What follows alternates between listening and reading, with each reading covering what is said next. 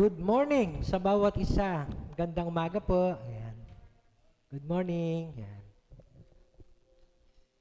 Ayan. Nais po nating i-welcome si Zane. Tama ba? Ano pangalan? Zalyn. Okay. Welcome natin si Zalyn. Palakpakan natin ang Panginoon para sa kanyang buhay. Ayan. Ang nag-invite sa kanya si Irene. Thank you, Irene, sa pag-invite mo kay Zalyn. Taga-pangarap din kayo? Or classmate? Classmate. Pero saang lugar ka, Zalyn, nakatira? Sa Seffels. Wow, okay. Thank you sa pag-attend mo, no? At kaming lahat ay nagagalak na makasama ka namin ngayong umaga.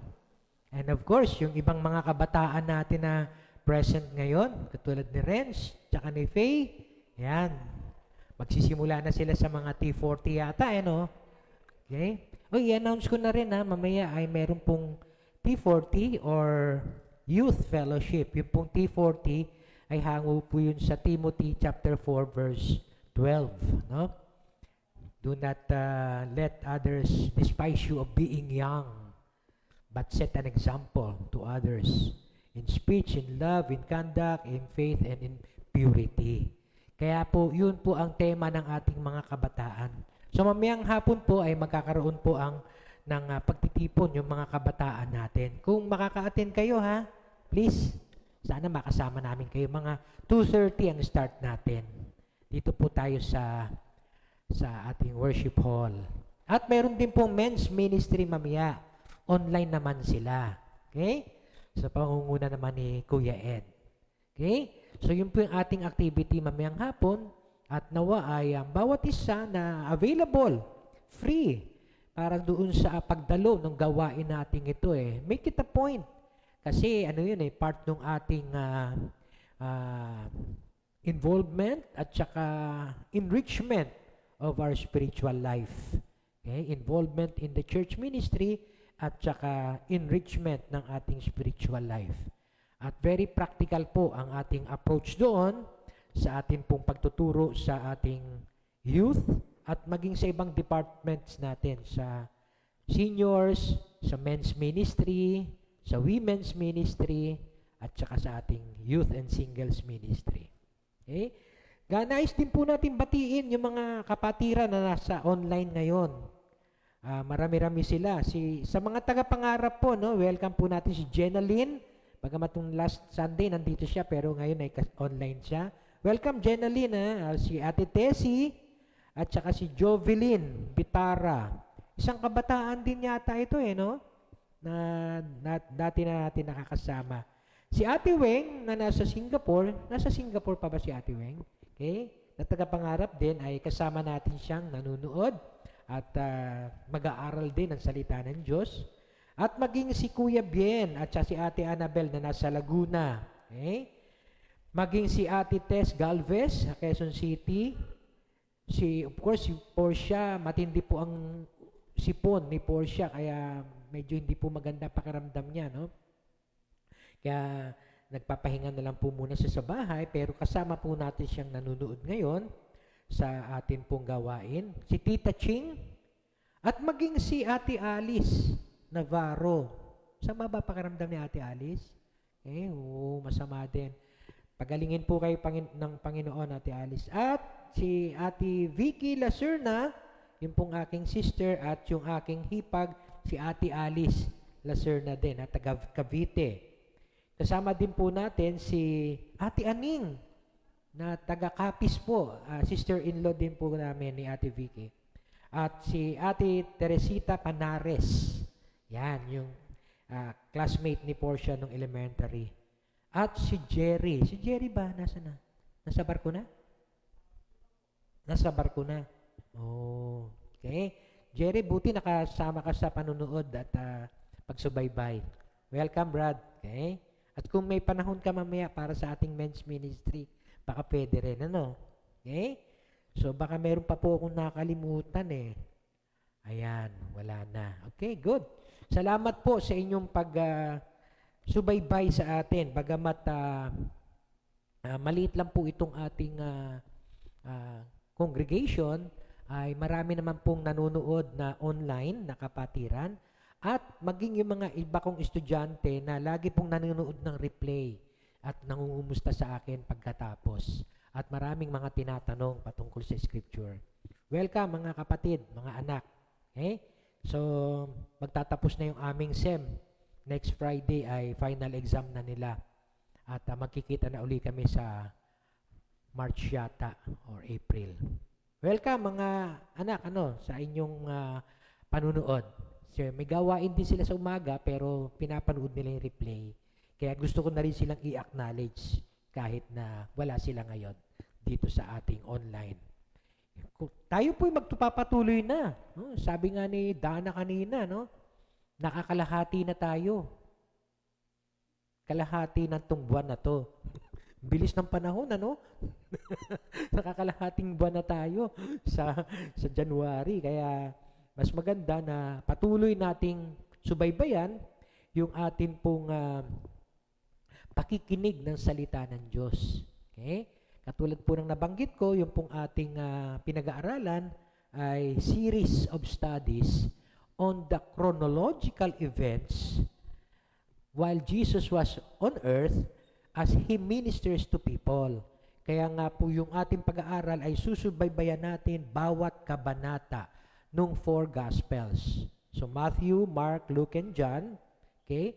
Nagkaroon po ako ng isang reference na kung alin ang nauna, alin ang sumunod, alin mga chapter. Okay? Kasi kung mapapansin nyo, no, kung nagbabasa tayo ng Bible, kung minsan may binanggit si Matthew na binanggit din ni Mark, binanggit din ni Luke, pero si John, iba din talagang kanyang approach sa gospel.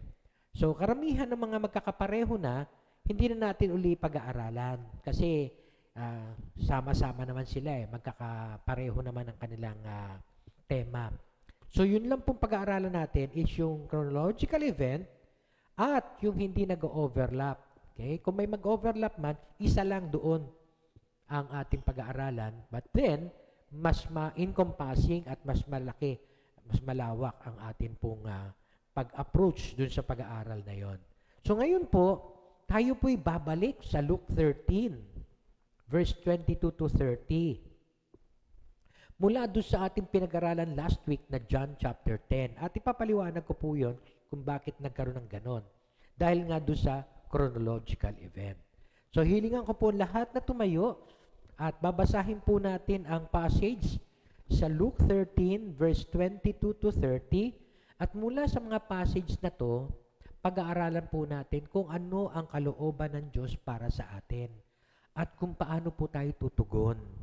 Yun po ang pinakamahalaga sa pag-aaral. Okay? Meron tayong reflection, meron tayong response. Okay? Meron tayong application.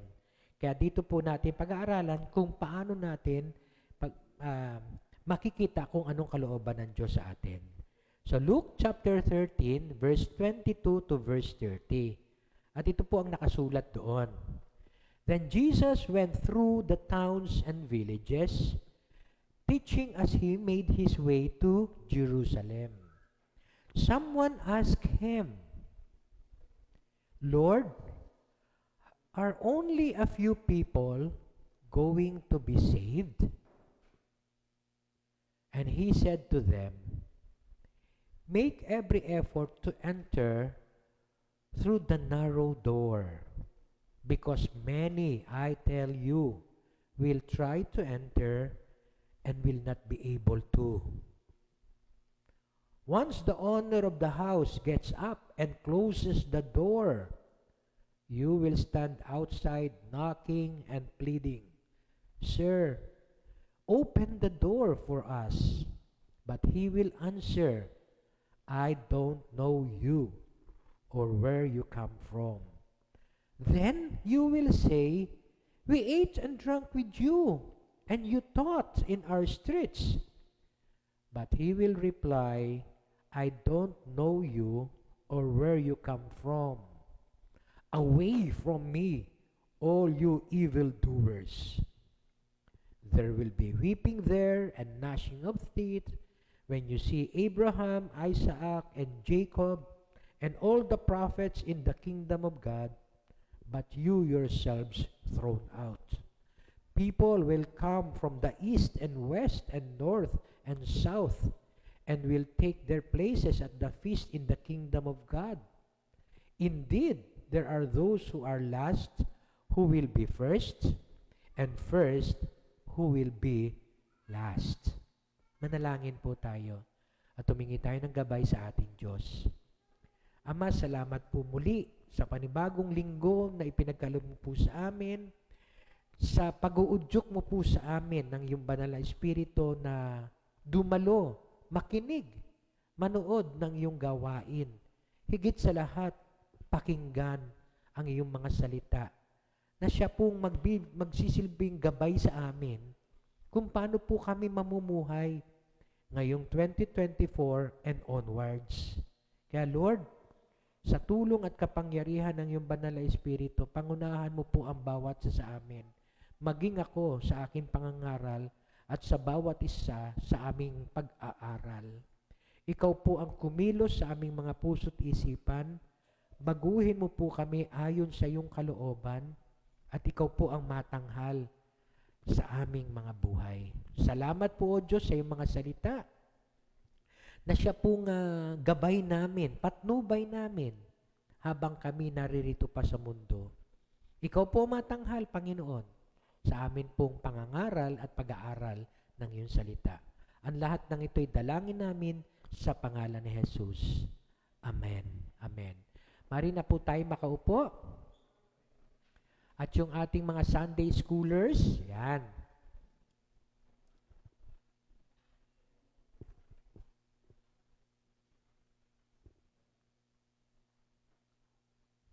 Okay. Nung naaraang linggo, naalala nyo ba kung ano naging topic natin? It's all about hearing God's Word more in 2024. Yun po yung suggestion ko no? Kung magkakaroon din lang tayo ng New Year's resolution, aside from gusto nating magpapayat o gusto nating lumakas yung ating resistensya, mag-exercise or iiwasan natin yung mga pagkaing bawal, aside from those things which are physical or mag-aaral na tayong mabuti, which are intellectual, or aayusin ko na ang aking pakikitungo sa aking kapwa, which is relational, okay? Maganda rin na magkaroon din tayo ng spiritual New Year's resolution. And that is hearing God's Word more in 2024. Pero gusto ko po sanang dagdagan to. Sabi nga kasi nung ating huling passage na binasa last Sunday, okay? Faith comes by hearing and hearing and hearing the Word of God. And with hearing the Word of God, we come to know Jesus more and we come to have more faith in Him. Kaya nga, ngayong umagang ito, idadagdag ko po, aside from hearing God's Word more in 2024, let us know Jesus more in 2024. Okay? Sa pagpasok ng taong ito, magkaroon po tayo ng desire, Lord, I want to know you more. I want to hear from you more, from your Word.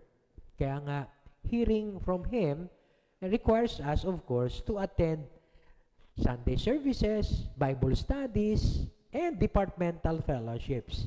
Kasi doon pinag-uusapan natin ang kanyang mga salita.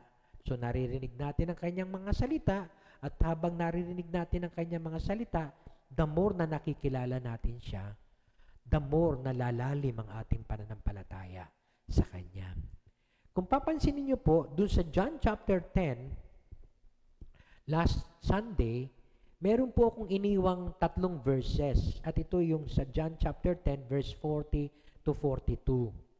Nung siya po'y nakipagtalas-tasan sa ibang mga Jews o mga Pharisees na sinasabi nila ay na sinasabi niya na you cannot hear my word, the word of God, because of your unbelief. Okay? Pinutol ko po dun sa remaining verses. After that, Jesus went back across the Jordan to the place where John had been baptizing in the early days. And here he stayed, and many people came to him. And they said, though John never performed a miraculous sign, all that John said about this man was true. And in that place, many believed in Jesus. Bagamat, kung titingnan po natin, doon po sa earthly ministry ng ating Panginoon, there are talaga people who never believed. But there are also people who believed in Him. The same is true sa nangyayari sa mundo natin ngayon. Kaya nga po ako pagka nag-share, hindi po ako namimilit ng tao eh. Gusto ko na kusa siyang manampalataya habang pinakikinggan niya ang salita ng Diyos. Hindi ko siya babrasuhin, tanggapin mo na si Jesus. Kailangan mong tanggapin si Jesus. Let the person decide. Many people also believed in Jesus, but many rejected Him. That's reality. That's our free will. That's people's initiative para magkaroon ng personal na relasyon ang bawat isa sa atin.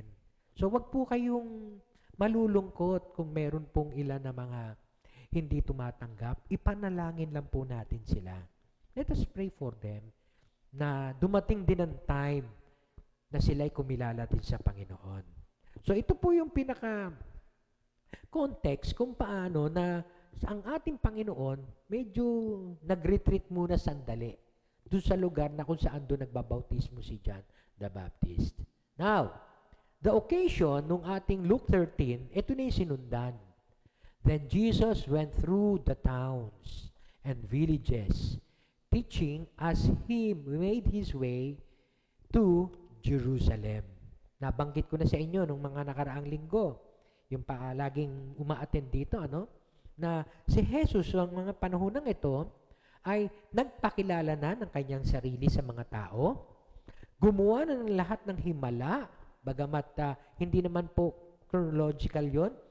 Yun po ay magkasabay, synchronized niyang ginagawa, okay? Simultaneous, na habang siya ay nagtuturo, habang siya ay nagpapakilala ng kanyang sarili, habang siya ay gumagawa ng himala, lahat yun ay nakikita ng mga tao. Pero ang pinaka-ultimate purpose niya ay makarating ng Jerusalem. Dahil doon ay final round ng kanyang buhay. Yung ultimate sacrifice na gagawin niya. Kaya si Jesus, na habang papunta siya doon sa Jerusalem, dinadaanan niya lahat ng towns and villages, nagtuturo. Wala siyang iniwan na oras na magiging idle lang siya.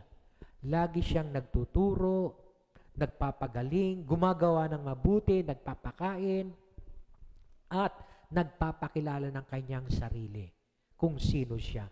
Bagamat nung nakaraang linggo, nakita nga natin, may ibang mga tao, mga Hudyo, at mga Pharisees, talagang dinirekta siya. Na kung ikaw talaga si Messiah, sabihin mo na sa amin ng plain.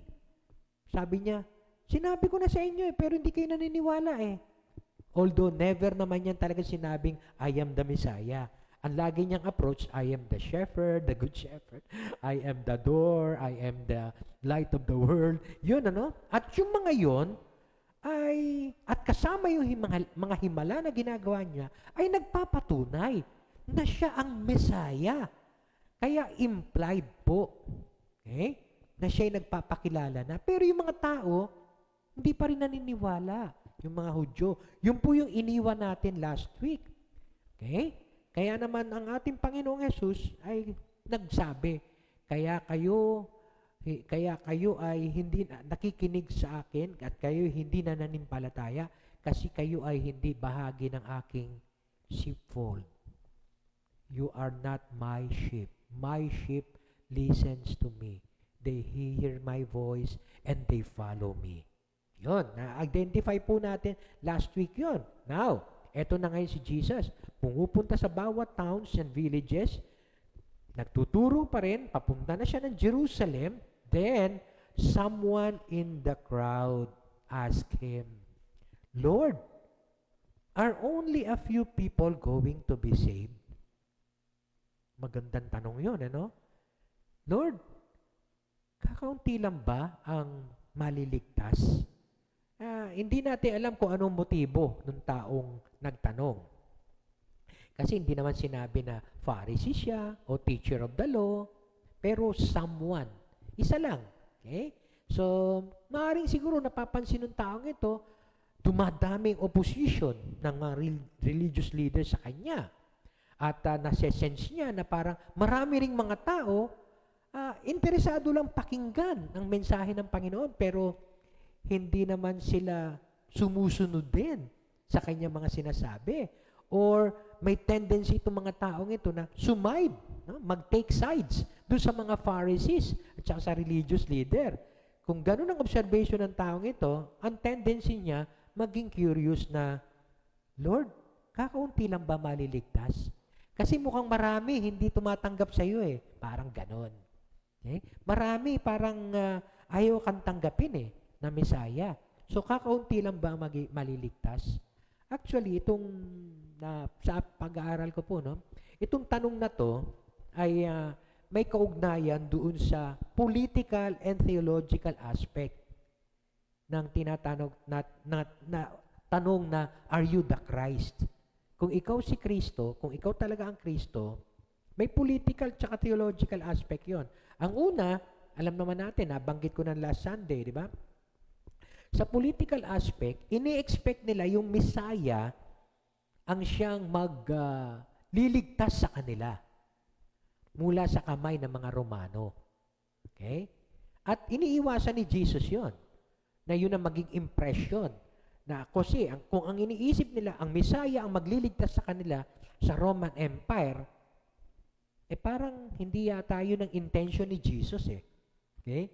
Na i-thrown out ang mga Roman Empire. Hindi yun. Kaya kung yun ang inaasahan nila, mali ang nasa isip nila. Theologically naman, syempre, yung conflict between Jesus and the religious leaders. Kasi, nagbibigay na si Jesus ng mga nakaraang preaching natin. Ano? Kaya nga, I hope na lagi tayong susubaybay para na sa ganun, makita natin yung chronological event. Na nagkaroon na ng conflict yung religious leaders tsaka si Jesus. At si Jesus, anong tawag doon? Nagpaparinig na about the coming of the Son of Man.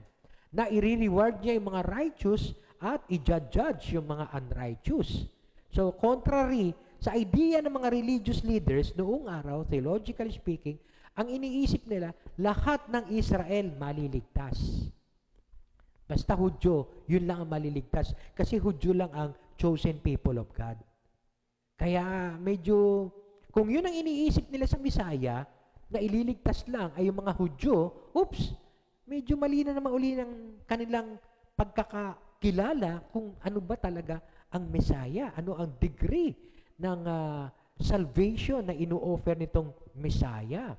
Kaya nga siguro may nagtanong na, Lord, kakaunti lang ba talaga maliligtas?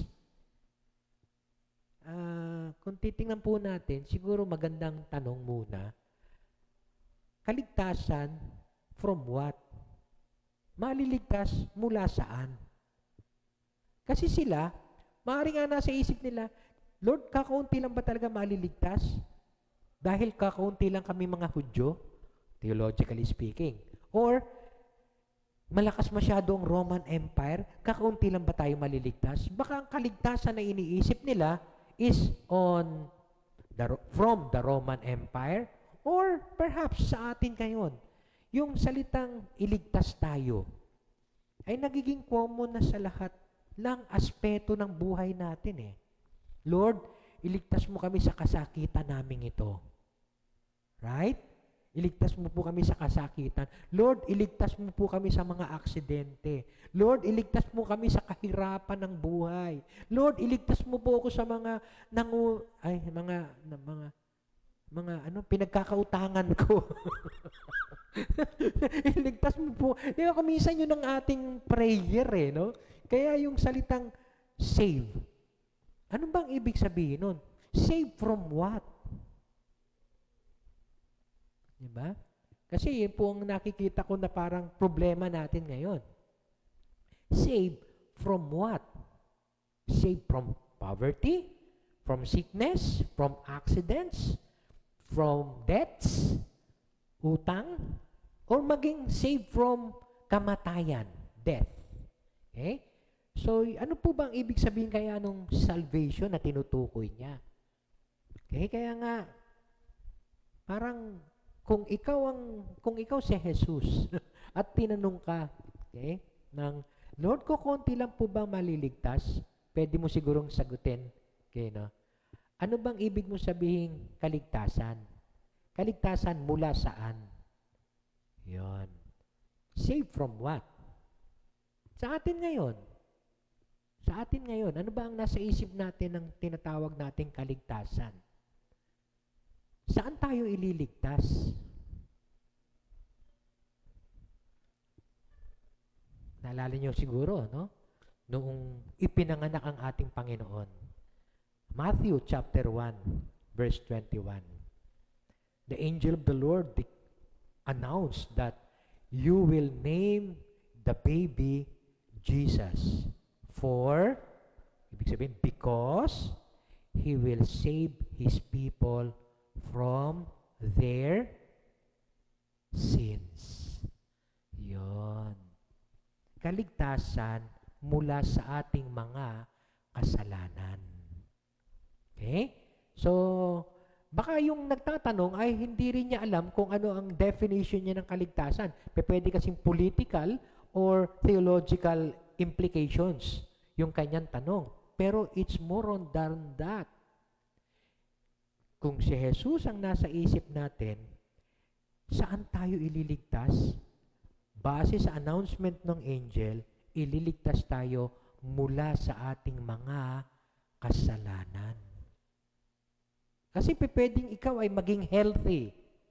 Pwedeng ikaw ay maging mayaman. Wala kang utang, wala kang hirap. Pero, evildoer ka naman. Hindi ka pa rin ligtas. Kasi maaaring isipin mo, ligtas ako sa lahat ng kasakitan, ligtas ako sa kahirapan, ligtas ako sa mga utang. Pero, hindi ka naman ligtas mula sa iyong mga kasalanan. Kaya magandang tanong ito yung kasalanan, alam naman natin yun, no?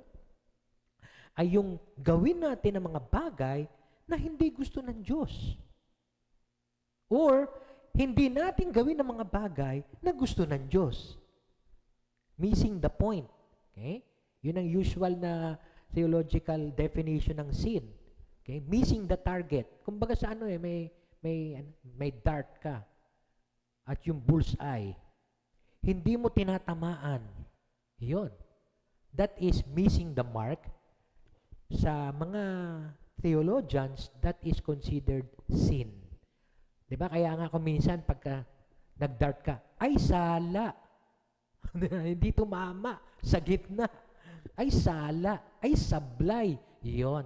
That is sin. Missing the mark. So it is also rebellion against the authority of God. It is rebellion against the holiness of God. At when God's holiness meets with man's sinfulness, ang mangyayari po dyan, judgment. Paghuhukom ng Diyos.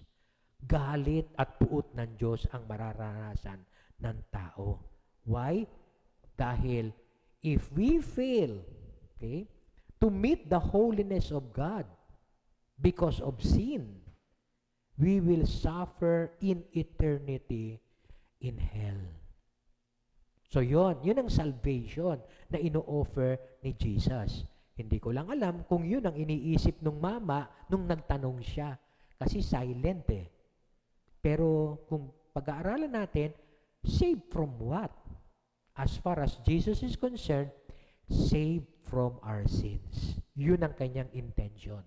Not salvation from the Roman Empire, not merely salvation from sickness, poverty, or any other things, but salvation from our sins. Kaya nga, kung susundan natin yung tanong na yun, kung tama ang magiging definition natin ng salvation based on the Bible, which is salvation from our sins, okay? tanong, kakaunti lang ba ang maliligtas mula sa ating mga kasalanan? Okay? So, ang Panginoon, makikita natin sa kanyang response na meron siyang magandang tugon sa mga to. Okay? Alam nyo kung ilang beses binanggit sa mga Bible, okay? Sa ating mga Bible na parang kakaunti lang talaga yung maliligtas. Parang ganun, no? Bakit po natin nasabi yon? Tingnan niyo po sa Matthew chapter 5, verse 20. For I say to you, unless your righteousness, yung inyong pagiging matuwid, surpasses that of the scribes and the Pharisees, yung pagiging matuwid nyo, lalampasan ninyo yung pagkatuwiran ng mga eskriba, mga teachers of the law and Pharisees, you will not enter the kingdom of heaven. Ay grabe ang katuwiran. Yung pagiging matuwid ng mga eskriba at saka ng mga Pharisees, to the point, yung kanilang pagsunod sa salita ng Diyos. Sabi dyan ni Jesus, hanggat hindi nyo nalalampasan ang pagiging matuwid nitong mga taong ito, hindi kayo makakapasok sa kaharian ng langit. Sila nga, sobra na ang kanilang pagsunod sa Torah, sa law, sa Old Testament. Okay? Lahat ng mga utos doon. Kaya nga pati yung mga food laws, sinusunod nila yon. Sobra ang kanilang pagiging matuwid. Sabi ni Jesus, kung hindi nyo malalampasan ang pagkatuwiran nila, hindi kayo makakapasok. Wow, parang mahirap yata ang maligtas, ano? Matthew 19, it is hard for a rich man to enter the kingdom of heaven. It is easier for a camel to go through the eye of the needle than for a rich man to enter the kingdom of God. Naku, kawawa naman yung mayayaman. Mahirap daw ang makapasok. Parang ano, no? Parang makikita natin na kakaunti lang ang maliligtas. Kasi excluded na yung mayayaman. Okay? So parang napakahirap daw sa isang mayaman ang makapasok sa kaharian ng langit. Mas mabuti pa ang isang kamelyo makapasok sa butas ng karayom. Imposible yun. Yun ang ibig sabihin lang no? Impossible. Hindi pwedeng mangyari yun. Than for a rich man to enter the kingdom of heaven. At pagdating ng Matthew 7, binanggit din ni Jesus doon. Puro mga teachings ni Jesus to, ha? Sa Matthew 7, verse 21 to 23, not everyone who says to me, Lord, Lord, will enter the kingdom of heaven, but he who does the will of my Father who is in heaven. Many will say to me on that day, Lord, Lord, did we not prophesy in your name? Did we not cast out demons in your name? Did we not perform miracles in your name? And then I will declare to them, I never knew you. Depart from me, you practice lawlessness. Okay? So marami daw ang darating. Pero not everyone. Okay? Pero binanggit doon, many will say to me. Alam naman natin, pag many, in contrast to the few, many will say to Jesus, Lord, hindi ba nangaral kami? Kasama kami mga pastor doon. Nangaral kami, mga nagtuturo sa Bible studies. Nangaral kami sa sa pangalan mo. Nagpalayas kami ng demonyo sa pangalan mo. Gumawa kami ng mga himala sa pangalan mo. Lumayo kayo sa akin. Okay? Many will come and say to Jesus on that day, but, sabi ni Jesus, not all who says, Lord, meron pa, not everyone who says to me. Yun, parang sinasabi natin, Lord, Lord. Ayun. Sinasabi natin kay Jesus, Lord, Lord. Hindi kasi kung minsan nagkakakulang yung aking nababanggit. Not everyone who says, Lord, Lord. Hindi. Meron palang kadugtong yun. Not everyone who says to me. So talagang si Jesus ang ina-address natin na, Lord, Lord, will enter the kingdom of heaven. Yon. Pinasok naman niya kung ano resolution But he who does the will of my Father. Yun lang tumutupad daw sa kalooban ng Ama. Yun lang ang makakapasok. Kaya kahit tayo praise the Lord ng praise the Lord, kung hindi tayo tumutupad sa kalooban ng ating Ama, hindi rin tayo makakapasok sa kaharian ng langit. Kaya kailangan makita po natin to. Yung ina-address ni Jesus dito, hindi ito mga agnostics, hindi ito mga atheists, mga Jews ito, mga Hudyo na may alam sa Scripture. May alam po dito sa Pentateuch, sa first 5 books of the Bible. Okay? Genesis yan, Exodus, Leviticus, Numbers, Deuteronomy. May alam po sa Torah, yung law. May alam po sa mga prophets and Psalms. Yun po ang binubuo ng Hebrew Scriptures. Okay? Na nabanggit ko na sa inyo dati. Pag sinabing Scripture, it refers to the Old Testament. Sa panahon natin ngayon, pag sinabi nating Scripture, both Old and New Testament na. Pero noong araw, pag sinabi ni Jesus o ni Paul, all Scripture is inspired by God. Old Testament lang yun. Hindi pa nabubuo New Testament noon. Kaya itong mga kausap ni Jesus, they know about the Scriptures.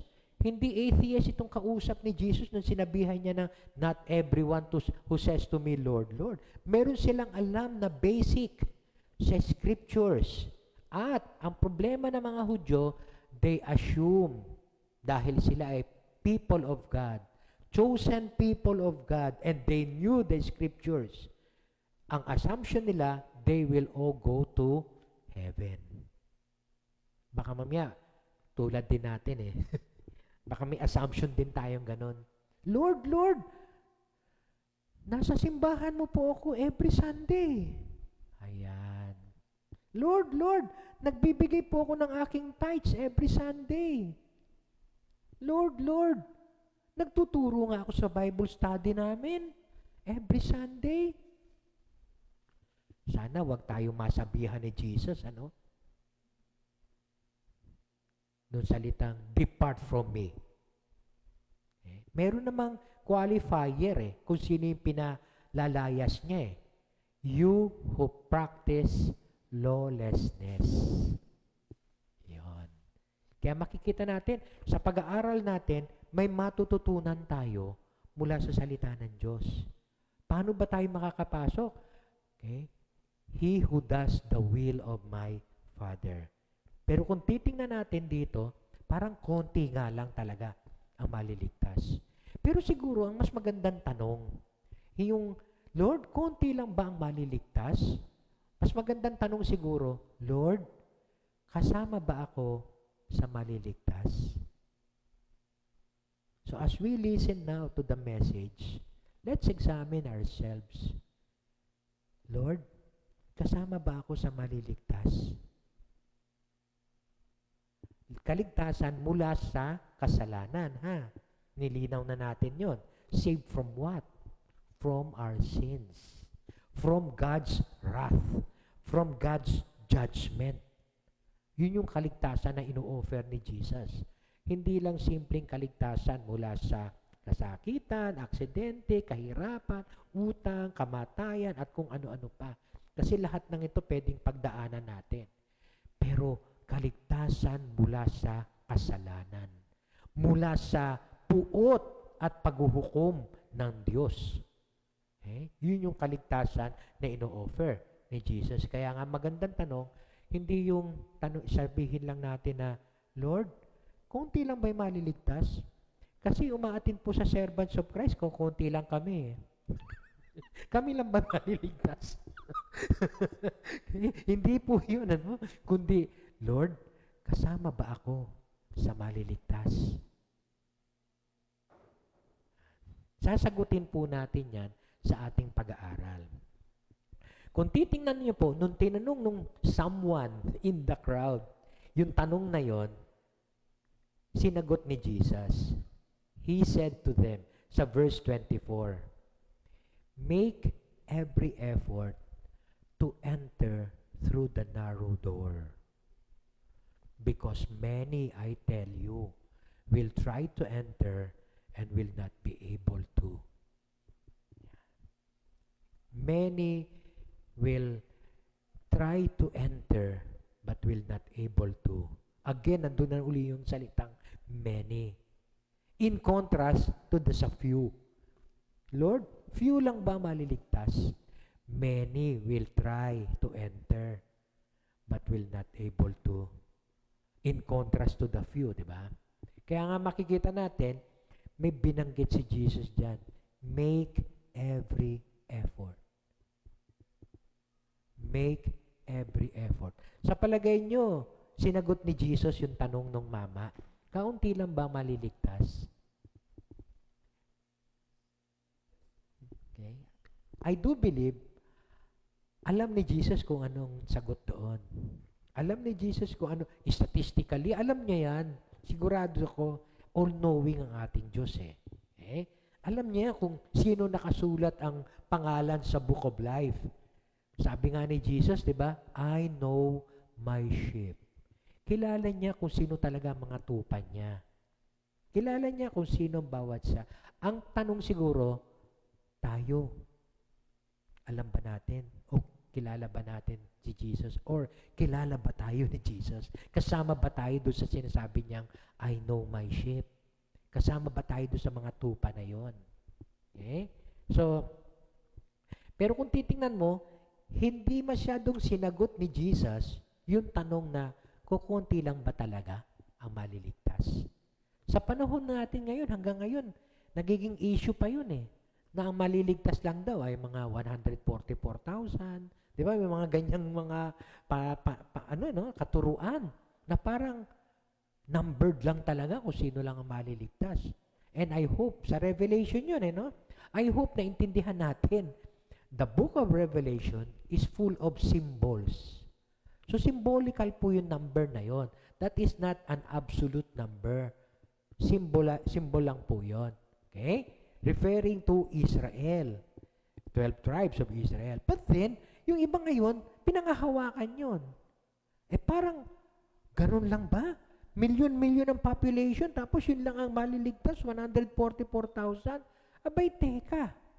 Kaya kung titingnan niyo po, kung habang pinag-aaralan natin ang Bible, marami po ang tinatamaan ng mga katuruan na hindi po talaga biblical ang approach.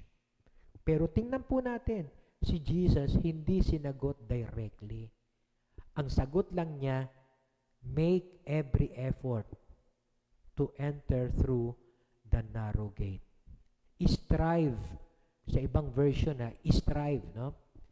Strive to enter the narrow door. So it doesn't matter how many.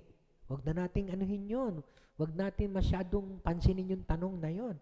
It only matters if we are one of those few who will enter. Yun ang dapat nating maging concern. The number doesn't matter. You and I, we matter. Kaya nga kailangan makita po natin kung paano. Okay? So, ang nakita ko po dito, one, salvation requires determination because the door is narrow. The door is narrow. There is a need for us to be determined to enter, to make every effort, to strive to enter the narrow door. Dito po, medyo mabubuwag na naman yung katuruan na kumakalat ngayon. Ito, isinasama ko ng pinag-aaralan ngayon kasi pag nagturo ulit ako ng apologetics sa Ezra Institute ay Ako kasi nagtuturo nun eh. Isasama ko na to ngayon eh. Ito yung nakikita kong modern day ideology. Yung tinatawag nilang inclusivity. Lahat isasama. Lahat maliligtas. Wala ka dapat etsepwera. Kaya kahit sabihin mong hindi si Jesus ang pinanampalataya ng isang tao, ang Diyos ay Diyos ng pag-ibig, kaya lahat ililigtas din niya. Parang, bakit pa sasabihin ni Jesus, strive to enter the narrow door, kung lahat naman pala pwedeng iligtas. Okay? So yung Greek word na ginamit daw dito sa make every effort, actually, ang pinakamalapit daw na salita is to agonize, to struggle, to fight, to strive. Okay? May kasamang konting hirap. Both, ginamit itong word na make every effort, sometimes in the military aspects or in the athletic aspects. Okay? Yung Greek word na yon ginagamit sa mga athletic contests at sa mga war. Na ibig sabihin, kailangan pagsikapan ninyo, mag-agonize kayo, mag-struggle kayo, talagang lumaban kayo. Okay? Para pumasok. At kung titingnan po natin, sa mga athletics o sa gera, hindi ka pwedeng passive. Hindi ka pwedeng nandun ka lang lagi nakatago, abang ka ng mga bala, tapos wala. Hindi kailangan gumanti ka, lumaban ka. Yun po yung idea. Active. Yung idea on striving is you make yourself active. Hindi pwedeng passive ka lang, paupo-upo ka lang. Okay? Kailangan meron kang gawin. Okay? So, ganun din po sa athletics, di ba? Yung mga gustong magkaroon talaga ng medals, trophies sa paglalaro nila, ay talagang magtsatsagayan, mag-practice. Okay? I-exercise niya ang kanyang katawan, didisiplinahin niya ang kanyang katawan para manalo siya. Okay? Hindi pwedeng by accident kaya lang siya nanalo. Kaya siya nanalo dahil talagang nagtyaga din siya. Deliberately, may sustained effort siya para manalo siya. Okay? So yun po yung idea nung sinasabi doon na make every effort. How? Ang sabi ko diyan, it requires determination. Sa bawat isa sa atin na gustong makapasok sa kaharian ng Diyos, it requires from us determination. Kailangan determined tayo. Porsigido tayo na makapasok. Now, I believe, na binanggit na ni Jesus kung sino ang door. I am the door. Siya ang pintuan eh. Kaya nga ang kailangan doon ay yung pagpasok natin ay ang pagkilala natin sa ating Panginoon. Okay? Siya naman ang pintuan. Ang problema, hindi po lahat ng tao. Kay Jesus nagkakaroon ng access eh. Marami silang ibang access at tinatanggap ng sanlibutan ito. Ay, ang ating Ama naman okay, ay inuunawa tayo kahit na ano pang daan yan. Okay? Lahat bandang dulo, ang purpose din yan, sa Ama pupunta. Kaya kahit na anong pananampalataya mo, okay lang yan. Basta't meron kang pananampalataya at lahat yan tatanggapin ng Ama. Bakit pa sasabihin ni Jesus, I am the way, the truth, and the life. No one can come to the Father except through me.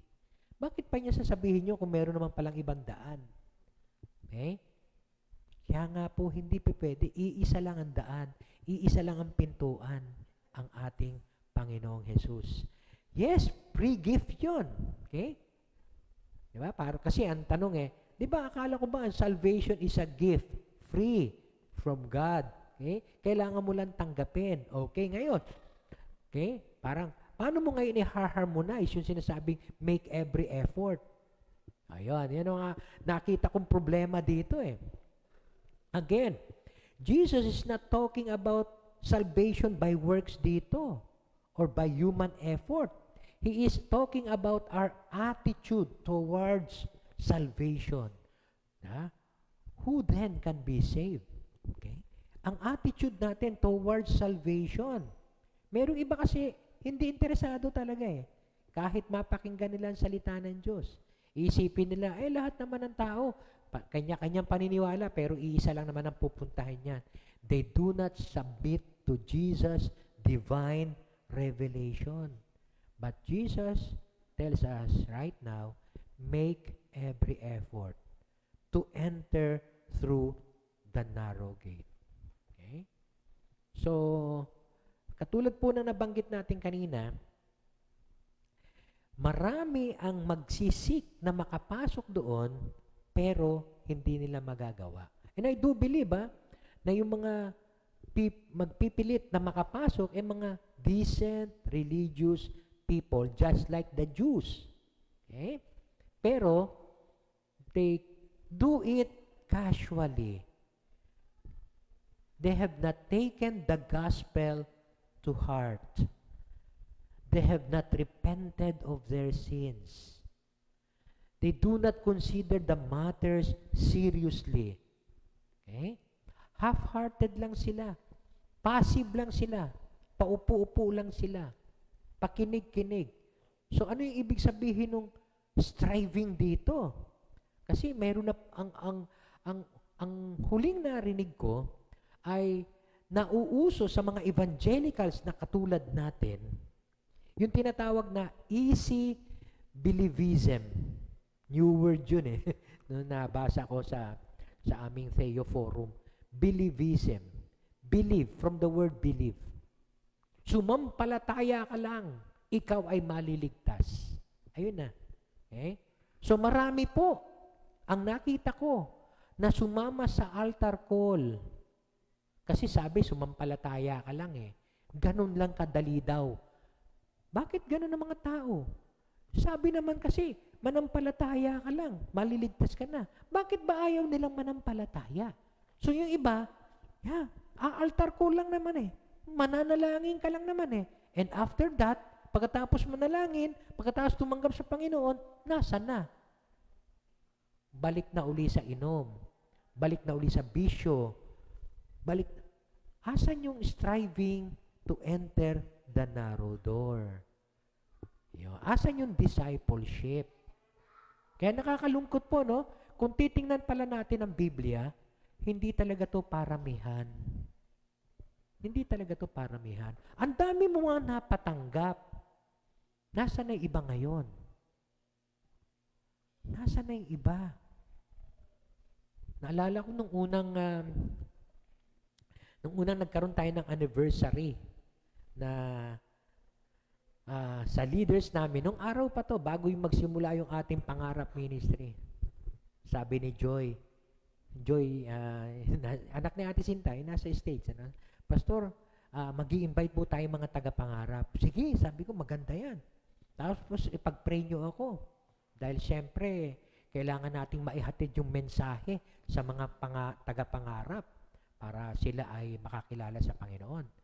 So, siyempre, kukonsider natin na yung mensahe dapat mahal sila ng Panginoon. Pero naalala ko din, sinabi ni Ate Glo, hindi ko lang alam kung matatandaan pa ni Ate Glo to. Pero lahat pong yan na-retain sa isip ko. Hindi ba, Pastor, dapat may pangaral din natin na tayo'y makasalanan? Ang mahirap mangaral ng ganon. Na ituturo mo makasalanan tayo, kaya kailangan yung mas madaling magturo ng mahal ka ng Diyos, kaya tanggapin mo siya. Kaya sasabihin mo na makasalanan ka, kaya kailangan mo ng isang tagapagligtas. Kaya sabi ko, sige, pag-pray nyo ako lalo. Dahil sa mahirap mangaral ng ganon. Okay? Pinag-pray, mabuti. And after that, nung one time na nagkita na tayo kasama yung mga tagapangarap, ang dami pong tumanggap nun. At ang aking preaching nun is about sinfulness of man and God's holiness. Pero ang daming tagapangarap ang umattend nun. At ang daming tumanggap ng altar call. Pero ngayon, nasa na po yung mga tagapangarap? Ayun. Strive to enter the narrow door. Make every effort to enter. Kaya nga akala ng iba, accepting Jesus is the final end. Oops! It is just the beginning. Okay? When we have now Jesus, Jesus will transform us and change us. At itutuloy niya yung sinimulan niyang gawain sa atin. Patuloy niya tayong babaguhin. At patuloy niya tayong babaguhin. Ang tanong, tayo ba? Yan. Nagpapasakop sa kanyang kalooban? O okay na yung tinanggap ko na si Jesus? Okay na? Kaya ang akala ng iba, yun yung tinatawag na easy believism na ano ngayon, theological term, na parang nagiging cheap grace. Mumurahin na lang yung biyaya ng Diyos. Shallow repentance. Yun po ang kumakalat ngayon sa mundo. Maraming mga members ng churches, yes, maaring tumanggap kay Jesus, pero they do not make every effort to enter through the narrow gate, through the narrow door. Accepting Jesus is the start of personal Christian formation. Putting off your old self and putting on your new self is the continuing part that is making the effort. Okay? Kaya nga sana, wag tayo magkakamali. Wala pong masama na ilapit natin ang mga tao sa Panginoon. Walang masama kung yakapin nila ang ating Panginoon. Walang masama na mag-invite tayo para sa ating Panginoon. Lahat ng ito'y dapat gawin. This is supposed to be done. Lang, dapat mayroong pagpapatuloy. May discipleship. Mayroong pagpapatuloy sa kalooban ng Diyos. And that is entering the narrow door. Kaya nga, there is a need for us for determination. That salvation requires determination. Once you have Jesus, you have to be determined in going through the narrow door. Alam niyo, noong araw, meron kaming palaro sa mga camp. Actually, hindi siya game, kundi isang activity na lahat ng mga members blindfolded nasasali. Pagkatapos, the night before, the day before, kukuha kami ng isang lugar na magtatali kami, maglalagay kami ng mga tali. Yung tali nun, kung saan-saan namin nakakabit, sa mga puno, masalimuot ang tali na yon. At sa parang maze, at sa pinakadulo ng tali, may cross. Siguro yung mga naka-attend dito no, na practice nila, sila Jera, dyan. Sila Joy, naka-attend yan Sila Henry, di ba? Ang tawag namin doon ay faith walk. So sa umpisa, lahat ng mga blindfolded papasok. Tapos, kakapanan tali. Tapos, sa gitna, may makikita siyang tali na may 3. So, saan ka ngayon pupunta? Merong iba pupunta dito. Siyempre, yung iba pupunta din sa gitna. At merong iba pupunta dito. Ang kailangan, ang ultimate goal, makarating ka to sa cross. Okay? So, ang bawat isa ngayon, pupunta. Kanya-kanyang lakad. Then, along the line, okay, meron pong laging 2 boses ang maririnig sila. Yung isa, nagsasabi, hindi dyan ang tamang daan, bumalik ka. Merong isa naman magsasabi na, hindi, tama yan, ituloy mo, ituloy mo. Kaya nga kailangan, gagamit ng discernment yung tao. Alin ba dito yung boses ng mabuti at alin yung boses na niloloko lang ako? O dinadaya lang ako. So, diba, sinubukan mo dito. Tapos nakita mo, ang dulo, puno. Ay, naku, mali. Balikan na ngayon. Wala nang tali. Dulo na yun. Balik ka uli. Hanap ka na naman ng panibagong daan. Striving through the narrow door. Tiyaga lang. Tapos may mga tali kami na kuminsan, bababa kang ganon. pababa na eh. Talagang mapapaluhod ka na. Yung iba, kuminsan, naiiyak na sa pagod. Tapos merong magbubulong, ituloy mo lang, malapit ka na, ituloy mo lang. Nakakapagod na, sumuko ka na, umayaw ka na, umiiyak ka na nga eh. May mga ganon. Talagang, ikaw ngayon, magdi-decide. Ayoko na yata, hindi ko na kaya. At pero meron namang nagsasabi na, ituloy mo, konti na lang, tiyaga lang, tiyaga lang. Strive, make every effort. So again, hanggang sa ang bawat isa, makita talaga yung cross. Nung araw, theologically speaking, parang sinasabi namin, parang mali yata Kasi parang ang nangyayari, para makuha mo si Jesus, para makuha mo yung cross, kailangan nagtsatsaga ka. So parang effort, human effort. Sabi ko nga nung bandang huli, kaya lang, hindi na rin natuloy yung mga susunod na family camp. Bakit hindi natin simulan sa cross?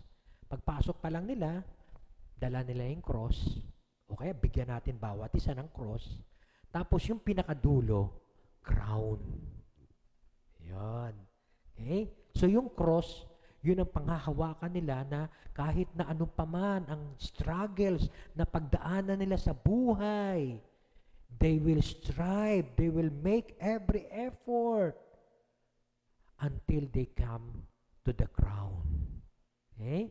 So, yun po ang tinutukoy dito ng ating Panginoon. So, hindi po ito human effort lang, na baka isipin kasi ng iba, make every effort to enter, kailangan, good works. Hindi po good works ang tinutukoy dito.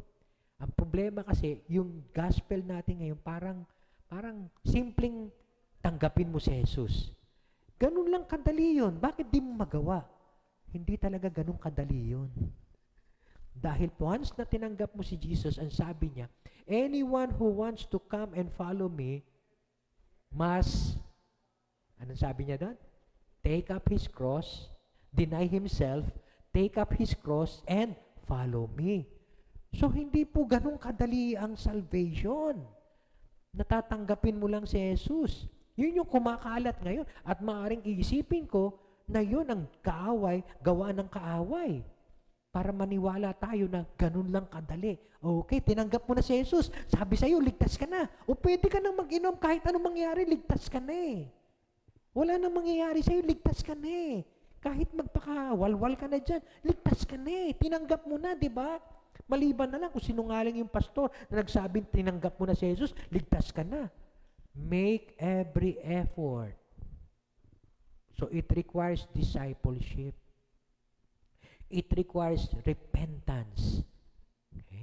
So sana makita po natin ang value ng tinuturo.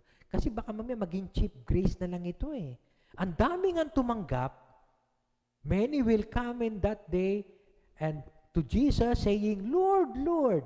But Jesus will tell them, depart from me. Kaya sana hindi tayo part noon at hindi rin tayo part nung mensahe na tanggapin mo lang si Jesus, ligtas ka na. Hindi, there is an effort to continue doing what God's will is. At effort yun. Doing what God's will is an effort. Yung bang every Sunday, pumunta ka lang dito, effort na yun Di ba, ang sarap kayang matulog? Pagka, di ba? Lalo na kung puyat ka ng Sabado. O biro mo, ikaw, kaya mong magpuyat ng Sabado ng gabi sa kaka-ML, sa kaka-Netflix. Pagkatapos pag linggo, ay, hindi, naintindihan naman ako ni Lord, sakit pa ng ulo ko Bakit naman si Lord ang naging last resort? Make every effort.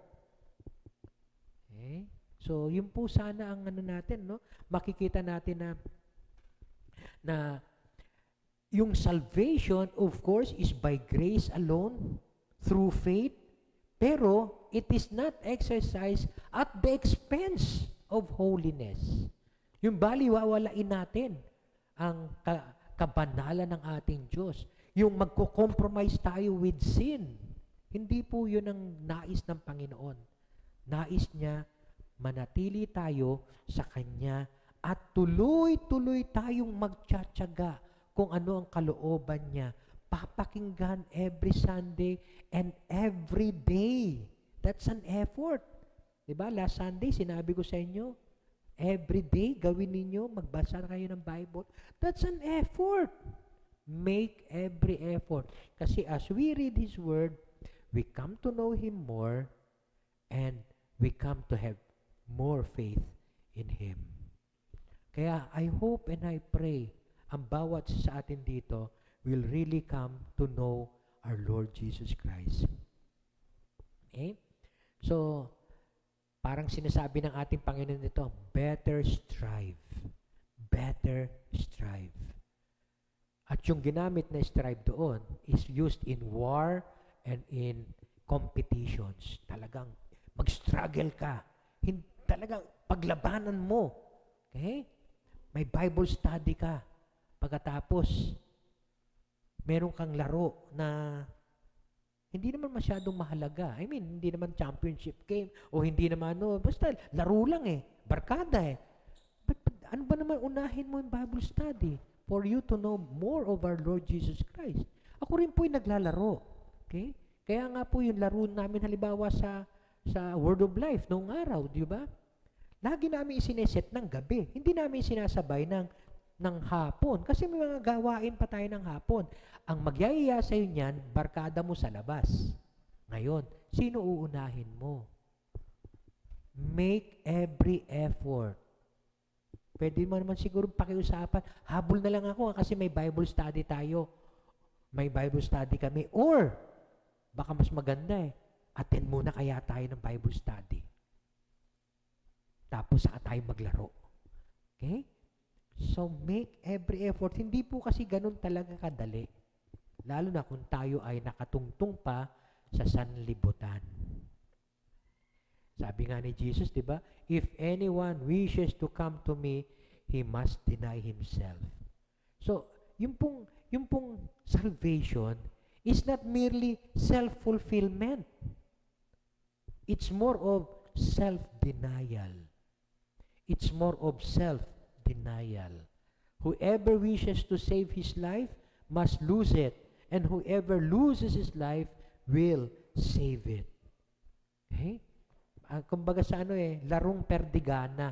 Alam niyo larong perdigana? Alam niyo po ba yon larong perdigana? Si Henry lang nakakaalam ng larong yon. Hindi mo alam, Gerald? Yung laro, ay, ganun ba? Dama yon, dama. Yung laro na dama. Alam niyo yung larong dama, di ba? Pero sa perdigana, kung sino yung matalo, kung sino yung mawalan ng mga piyon, pyesa, siya ang panalo. Kaya ang gagawin mo doon sa perdigana, pakain ka ng pakain. Imbis na ikaw ang kumakain. Maganda yung laro na yun. Akala nyo, madali lang magpakain. Hindi. Kasi yung kalaban mo, nasa isip din niya, magpapakain din siya. Kaya unahan yun. Perdigana. Perder, to lose. Gana is to gain or to win. As you lose, you win. Ganon din po sa atin sa Panginoon. As we lose ourselves, as we deny ourselves, we gain more of God. Okay? Kaya nga,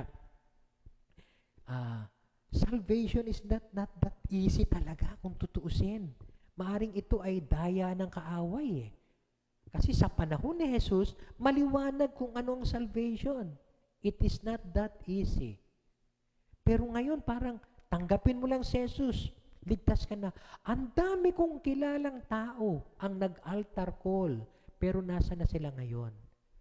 Did they make every effort to enter through the narrow gate? Kaya sana po, ma-check natin ang ating mga sarili. Tayo man, i-check natin ang ating mga sarili. Saan tayo ngayon? There is a battle. There is a struggle. There is a fight in this world. Dapat magkaroon tayo ng repentance talaga. At saka, legitimate, honest self-denial ng ating mga sarili. Hindi yun laging, Lord, I want to fulfill my dreams. Lord, I want you to do this for me. I want you to do this for me. Yan, yun ang popular Christianity ngayon, Yung prosperity gospel, yung parang man-centered, lahat na lang hiningi natin kay Lord. Hindi ko nga alam kung sino talaga ang Lord. Kasi parang siya ang sumusunod sa ating mga gusto. Imbis na tayo ang sumusunod sa kanyang gusto. Sino na si Lord? Baka tayo na. Ginagawa nating servant si Lord. Lord, ito gusto ko, gawin mo para sa akin, ha? Kasi mahal mo ako, di ba? Baka mamaya merong subtle false teaching ang kaaway at ang ginagamit niya ay mga pastors din mismo. Kaya let us be very careful in reading the Word of God. Kaya nga ang nais ko let us hear more of God's Word in 2024. The same is true. Let us know Jesus more in 2024. Okay? So, meron pong isang kwento sa Pilgrim's Progress na great allegory daw yun. Isang paghahalintulad na nasulat ni John Bunyan.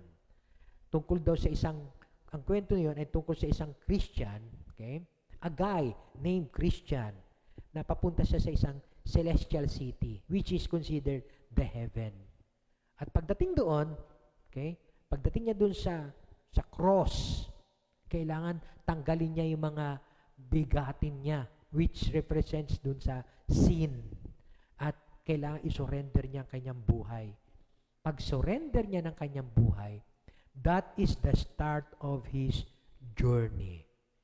That is the start of his striving every effort to enter.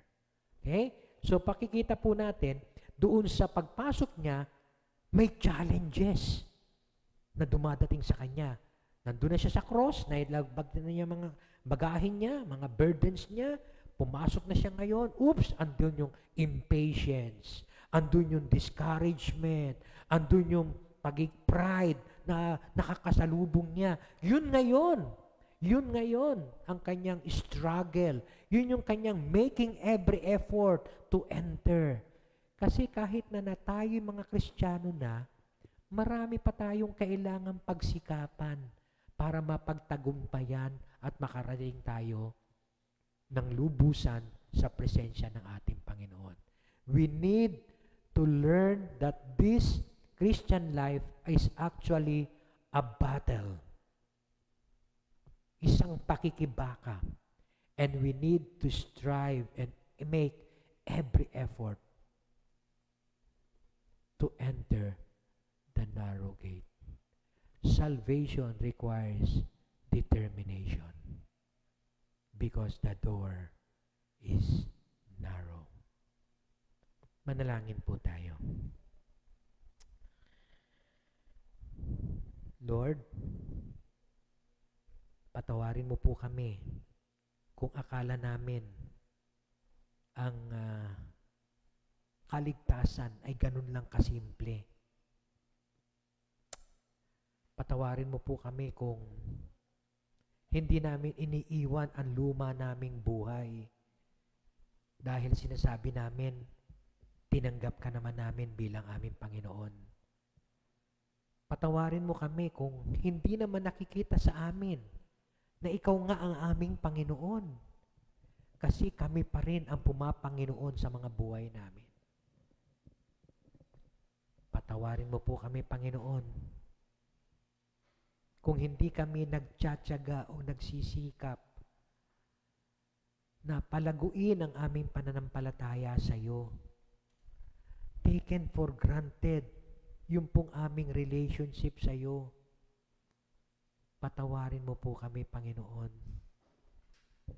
And as we have heard your message to us, for us this morning, Lord, paalala mo sa amin, every day, that we would strive, that we would make every effort to enter the narrow door.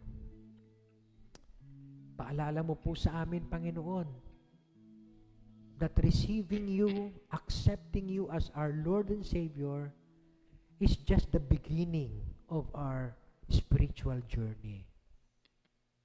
It's not the end, but it's just the beginning.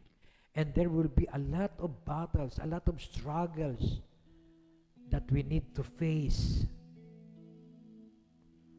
With your power, O God, with your Holy Spirit in us, we do believe that we will overcome. Kaya naman, Panginoon, salamat sa reminder mo po sa amin.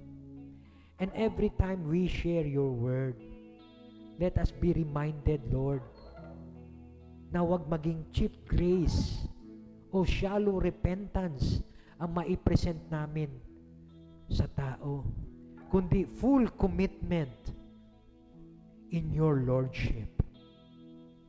Salamat po, O Diyos. Sa pasimula ng taong ito, maliwanagan kami na tunay na bigyan namin ng pagpapahalaga ang pananampalataya sa iyo. At hindi ito ang last resort lang. Salamat po, O Diyos. Salamat po sa iyong mga salita.